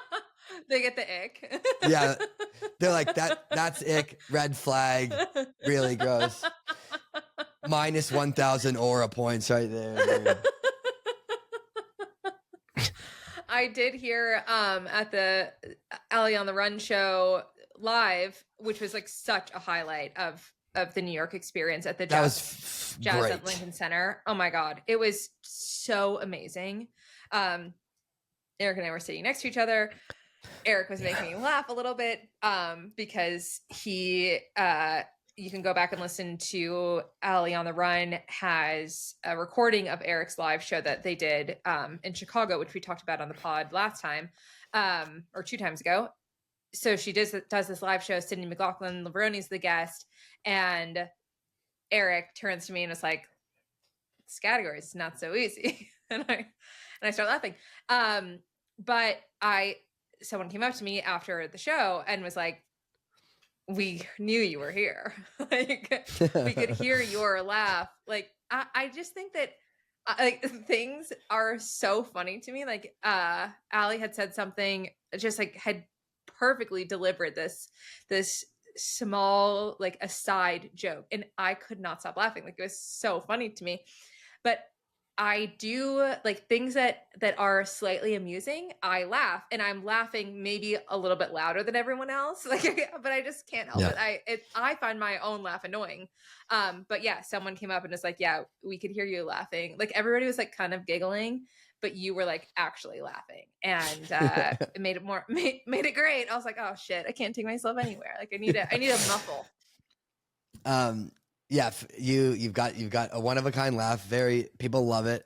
The Allie show was really funny because first off, I don't know what was the name of the venue. It was stunning. It was Jazz at Lincoln Center. Jazz at Lincoln Center, like, couldn't have had a better setup for the show. Yeah, the backdrop was Columbus Circle, just like floor to ceiling windows. Allie, Sydney sitting on some chairs in the middle. It was everyone was drenched in light. Everyone was wearing these pink Team Allie sweatshirts that New Balance had given everyone in attendance. It was the most magical. It was great hour of the and weekend. you were screaming, laughing, I guess. I was like, God. You just get kicked out. They're like, we gotta ask you to leave. They dragged you out of like, Allie. No, don't worry. Yeah. She's cool. Allie's like, don't kick her out. And they're like dragging you as you're hysterically laughing out of the VIP section of the Allie show. Oh, God. Okay, here we go. How do you feel about two more? I feel great about two more. Okay. I think we should address this. Hey, Eric and Aisha, this is Daniel, one of your listeners from Kansas. I am a huge fan of the show. I've pretty much learned everything I know about track and field from CITIUS Mag and from you guys. I did not grow up a runner. And so my question pertains to that. There is so much lingo and shorthand and abbreviations that come along with track and field. And so I want your inside scoop on what all of that even means. So what are some of your favorite track and field like abbreviations or lingos? How can you help me get inside the inner circle of track and field? Thank you so much. Love you guys. Bye. Love it. I love that we're an educational resource now. Yeah, I am trying to think about track and field. What is track and field like? But when you hear track and field lingo, what are you thinking of? I'm thinking of like how you would describe a workout. Like that's lingo. Like where you would say, where some people say workout, some people say session, like in terms of that, or well, session is a very European thing, right? Mm-hmm. The Europeans and the Brits, they would always call it a session. And a you session would always is not just a run; it's like a prescribed like a prescribed workout that you're going to do. That's like pace and time bound. That's a workout or a session. But yeah, so the Europeans say session, the Americans say workout. Mm-hmm. And then how you would talk about a session of like, oh, I did 6 by mile tempo, 10 by 400, 4 by 150. Like that is all probably a foreign language to people that aren't like steeped in the running world. But yeah, I don't know. You like all the workout lingo is like you have your reps, like your repetitions, like what distance you're running and how many times. Your tempo is like that really uncomfortable pace where you're just like buffering lactic acid and whatever. It's like it's not a sprint, not a jog. You got a fartlek, which is like where you're varying pace. It's Swedish, I think, for speed play. And that means like you're going fast, you're going slow, you're changing paces, but you're staying running. What else? I'm as soon as You got your kit? you've got your like kit, what you're okay, wearing. kit is another word for uniform. Would you call Mhm. your regular, like you show up for a workout / session and would you refer to what you're wearing as your kit? I only really No. talked about, no, it's specifically your race day attire. Right. Okay. Right. And this can be confusing because some of the Europeans would call all of it kit, but no, we'd say like your uniform is your kit. And then I don't know what else is there. There's just like the basics of the structure of the sport being like the world championships is the best. The next best league is the Diamond League. And then under that you have the Continental Tour Gold. And then under that you have all the label races that are like varying strengths of field and points. Off season, so when you're not doing shit. Base training is the fall. You're getting your miles in, you're getting your hill reps in, and then you go from there. How does that feel, Eric? I mean, I think you were on an absolute roll there. I was like, here we go. You've got it all covered. I think you covered it all. I mean, I don't think if you listen to enough track and field content, I feel like at some point you'll start figuring it out. I guess the only stuff that, I mean, it's tough because I've always understood the lingo. But maybe like the workout stuff is the only, if you were to really be throwing numbers around with people who are in the know and somebody who doesn't know or hasn't really worked out like that. Yeah, it could be a bit confusing, but other than that, I think you'll pick it up pretty quick. You're doing great. We love you. We love new track Keep it up. people. Keep listening. If you have have specific questions, let me know. Yeah. Happy to educate. Here's our last voicemail for the day. Hi, this is Lydia McCrae. I like to think that my husband Paul and I may have been like the Kickstarter for the podcast, or maybe we funded the podcast at the Boston Marathon when we got into a competition and we like maybe spent $500 trying to beat out who could give more money to Eric and Aisha. Either way, my question is, we see all of these, African countries sending, they have people that go to the marathon. They're like, when they're very young, trying to make this short because Eric's stressing me out about long messages. But what about some women going to the marathon early? So, for example, what do we think about Caitlin Tui just going to the marathon? Like, she was so good at cross country. She was so good in college. And she's done well being a pro, but she's kind of overshadowed by a lot of these really fast track people. Like, let's put her in the marathon. Or maybe there's some other people. Like, do we think that the U.S. should be pushing some of their really good people that are, could be really good at the marathon? We should push them. So what do you guys think? Do we think that Americans wait until they're finished on the track, which they have done in the past? Who do you guys think would be good to send right now to start the marathon? Let's talk about the women specifically. Love you. Bye. Love you, Lydia. Love you. That's a great question. First off, hold on. We didn't see it. I didn't see $1 of the Lydia bid off in Boston Marathon. I forgot about it up until right now. So Lydia, you absolutely really appreciate you. Chris is living like a king now off of your money. But we really appreciate you and your husband. This is a great question, and I do think it is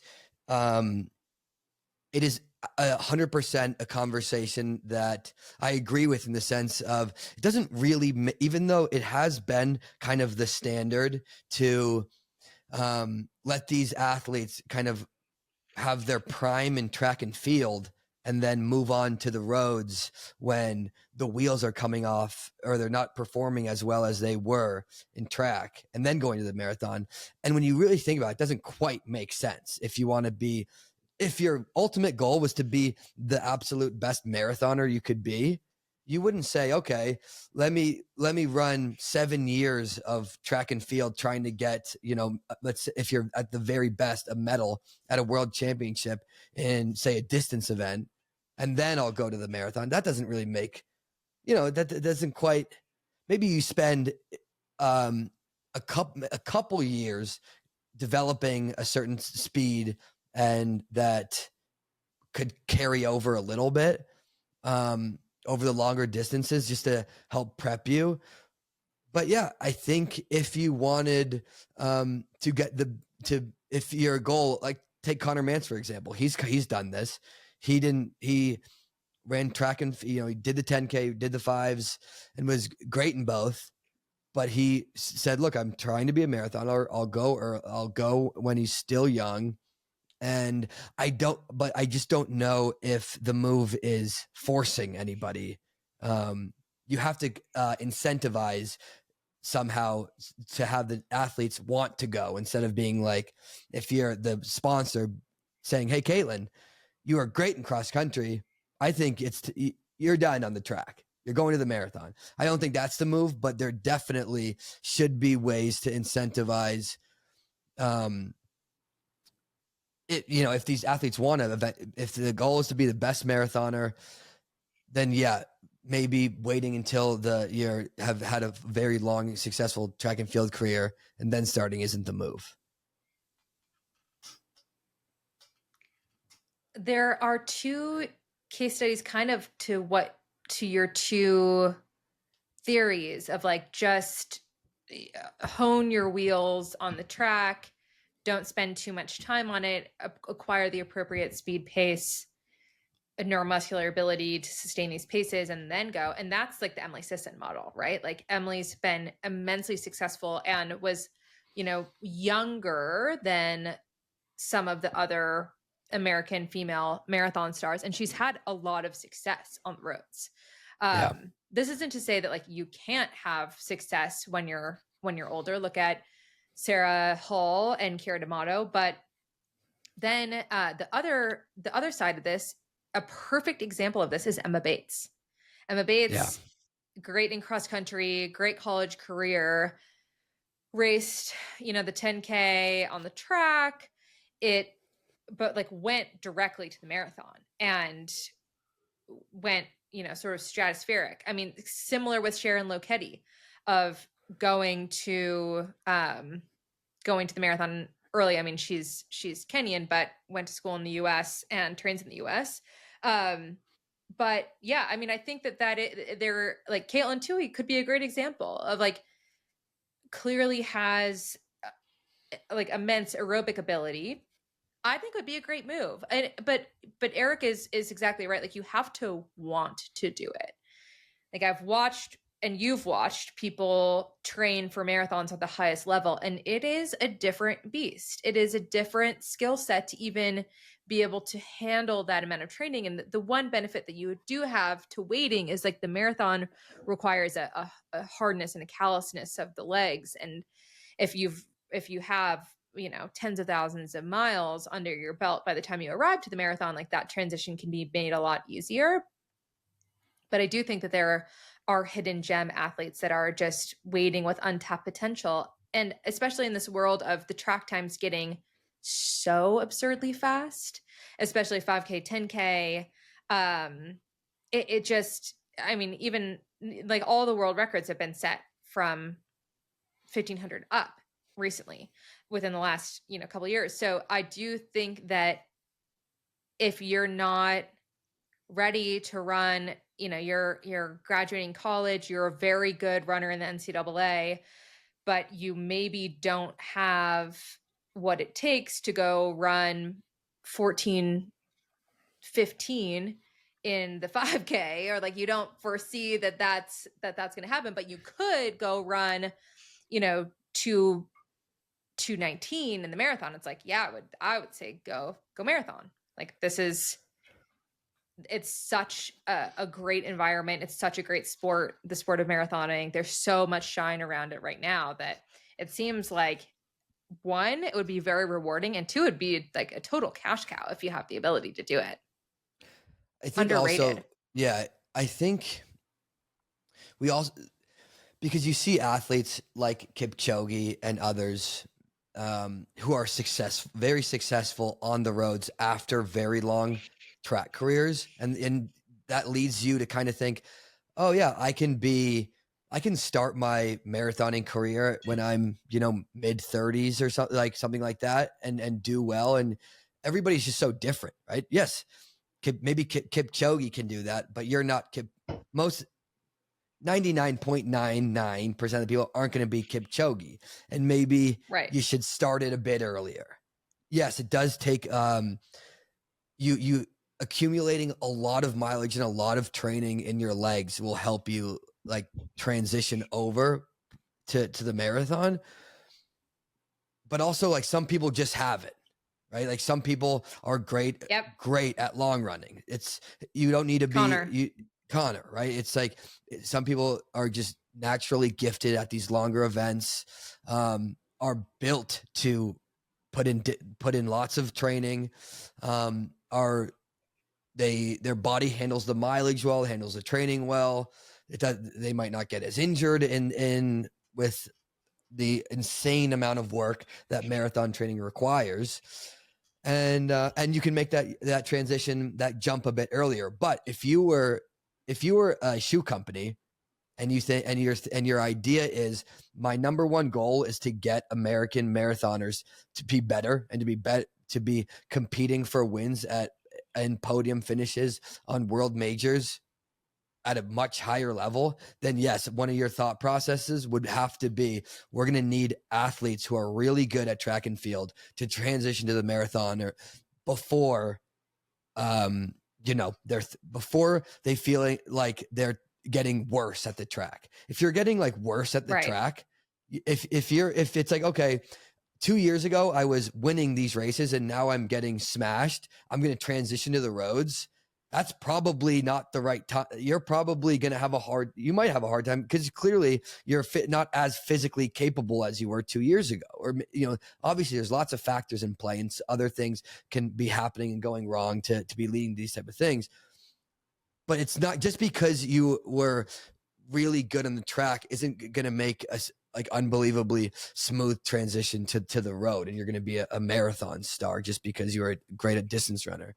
But yeah, I do think probably starting a marathon career younger would be a good move. So Lydia, thank you for your $500. Thank you for your great question. Yeah. You're right. You're right. And I was just thinking back on like some of my contracts, and when you're talking about shoe companies can incentivize, my last contract that I was on was super incentivized toward the steeplechase. Like, I would have made a lot more money had I had been racing the steeplechase. Like, that's what the brand had wanted me to do. I couldn't after my knee blew up, but like, there are ways where shoe companies can put bonuses that push you, that are easier to achieve in certain distances than they are in others. Like like having time bonuses in a contract where like the bonuses are softer for certain events versus other events. So there are ways that companies can incentivize this, but yeah, Lydia's onto it. Lydia's always ahead of her time. We love Lydia. Lydia's absolutely dialed in. So shout out to you. We should get another bidding war going at Boston this year, and we won't let it go to Chris.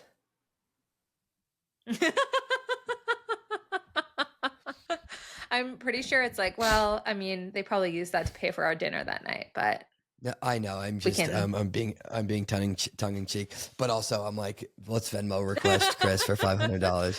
Yeah. Yeah, let's do it. Let's do it. That'd be super Yeah. funny. He'd love that. He'd love that joke. Well, he would love it. He would love it. He would definitely not roll his eyes at us. But yeah, great week. What do you have going on this upcoming week? I might, let's see, this upcoming week, I might be doing a 5K with my sister, trying to pace her to a sub 20-minute 5K. No easy feat for either of us. So I've got some training to do. I've got my work cut out for me. And yeah, what about you? I have not very much going on except for the Team Boss Mile that's happening on Tuesday night, 11/11. If you're in the Colorado area, come out to Niwot High School from 5 to 8.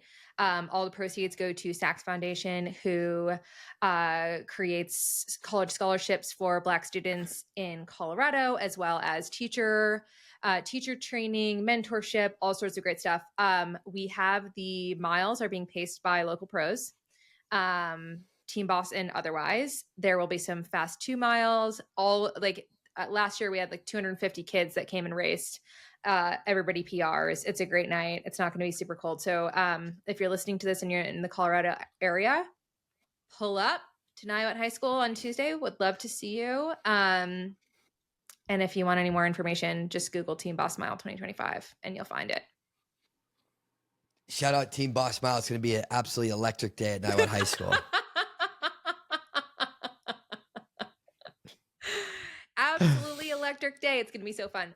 So yeah, I'm just prepping for that. We've got a ton of Under Armour donated a ton of product, like backpacks, hats, spikes, shoes, whatever. So I got to get that all organized in the garage. So yeah, that's my work cut out for me until Tuesday, and then I'm just hanging. I'm waiting for you. I'm waiting for your text to say, when do you want to record?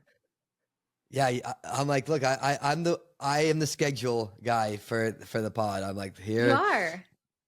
Yeah, you read the voicemails. I organize the schedule, and I will make sure It's great. to the caller that we are out from now on. Every Monday, we won't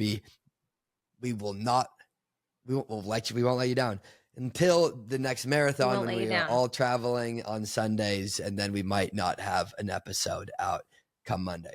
But we'll see. We'll play it by ear. We'll do our best. We'll play it by ear. You know, we can brainstorm other ways to make it happen. But I love it. Mondays, catch us Monday morning and listen along. We love you guys.